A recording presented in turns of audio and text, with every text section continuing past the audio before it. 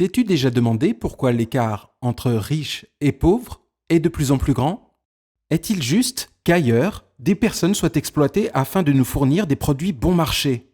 Pourquoi tant de personnes sont-elles soumises au stress et à une concurrence effrénée? Devons-nous consommer toujours plus, de meilleure qualité, en plus grande quantité? Sur 10 personnes en Allemagne, 8 désirent un nouveau système économique. L'économie pour le bien commun est une alternative qui doit nous permettre de transformer progressivement notre système actuel. Pour le moment, notre économie est basée sur une croissance économique sans fin. Selon le modèle actuel, le produit intérieur brut ou PIB devrait toujours croître.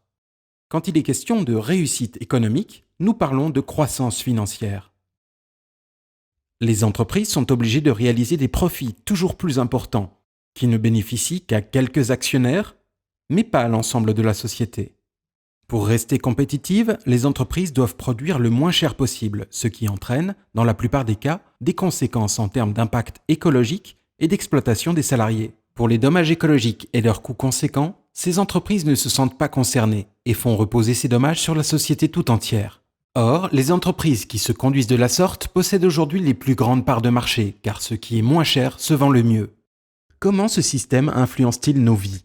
Notre environnement devient de plus en plus dégradé, peut-être même définitivement, sans possibilité de retour en arrière, ce qui met en danger notre santé et notre vie future. Un bien-être matériel en croissance continue ne rend pas plus heureux.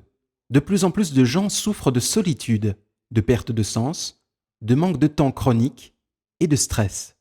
L'indifférence et l'avidité sont des caractères évidemment humains, mais le sens de la justice, le respect des autres et de l'environnement sont également des compétences humaines.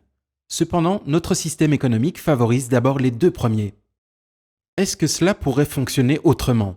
On pourrait revoir notre modèle de fonctionnement. Agir de façon éthique serait rentable, se comporter de façon égoïste serait pénalisé. Les entreprises qui contribuent au bien commun devraient bénéficier de droits et d'avantages et être reconnues comme performantes. Le bien commun, c'est-à-dire ce qui est bénéfique à chacun d'entre nous, repose sur des valeurs comme la dignité humaine, la solidarité, le développement écologique, l'équité sociale et la participation démocratique. La manière dont ces valeurs sont appliquées dans une entreprise peut être évaluée dans ces différentes dimensions.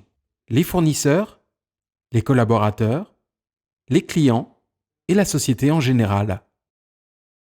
L'entreprise produit-elle en respectant l'environnement? Comment sont répartis les bénéfices? Existe-t-il une structure démocratique au sein de l'entreprise? Comment l'entreprise traite-t-elle ses collaborateurs, ses fournisseurs et ses clients? Avec quelle banque travaille-t-elle?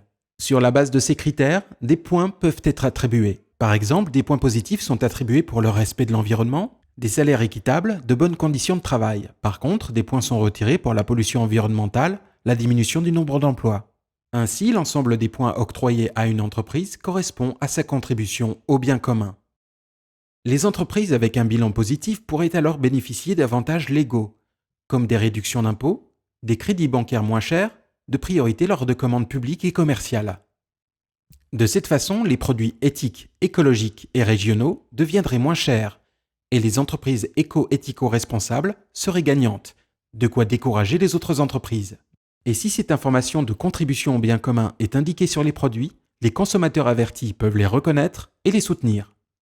Un tel système peut-il vraiment fonctionner? Des études réalisées dans le domaine des neurosciences indiquent que la concurrence n'est pas la meilleure des motivations. Ce qui nous motive le plus, c'est un environnement solidaire et amical. Sincérité, confiance et estime constituent les bases des relations humaines. Dans une économie pour le bien commun, ces mêmes valeurs humaines vont conduire au succès et à la réussite dans la vie privée et professionnelle. Et moi, que puis-je faire? L'économie pour le bien commun n'est pas une solution toute prête, mais un concept de développement ouvert. Les politiques, les entreprises et les citoyens travaillent ensemble pour développer un futur équitable dans le cadre d'un processus démocratique.